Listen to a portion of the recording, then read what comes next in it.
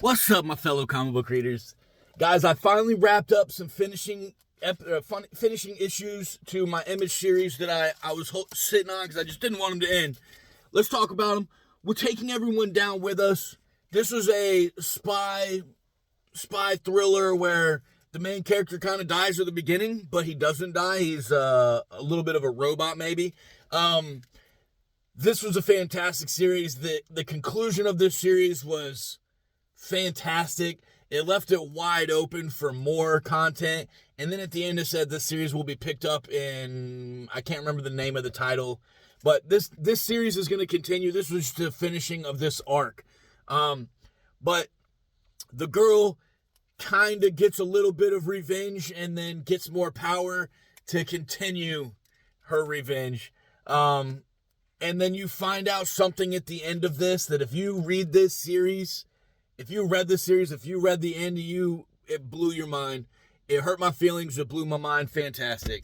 Gotta be a little bit quicker. The Invisible Man. If you haven't heard of the story of the Invisible Man, I would definitely check this out. But if you have, this was a little bit different of a twist. They kind of, again, left this open for maybe more. Maybe they'll bring this back for another issue. But the Invisible Man, he finally finds a way to go invisible and then starts looking for a way to become uninvisible. The Voices Said Kill. This was a fantastic, crazy, awesome issue. The whole series was fantastic. It's only four issues long.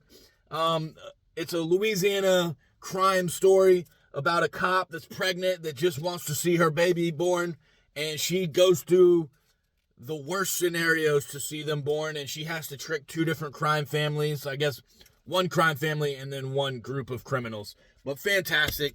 And then last but not least, Maria Llovet's Artificial. The only gripe I had with this series is I predicted how it was going to end after the first issue. I don't like when I can do that, which happens a lot, unfortunately, which is why TV shows are such a dread to me sometimes.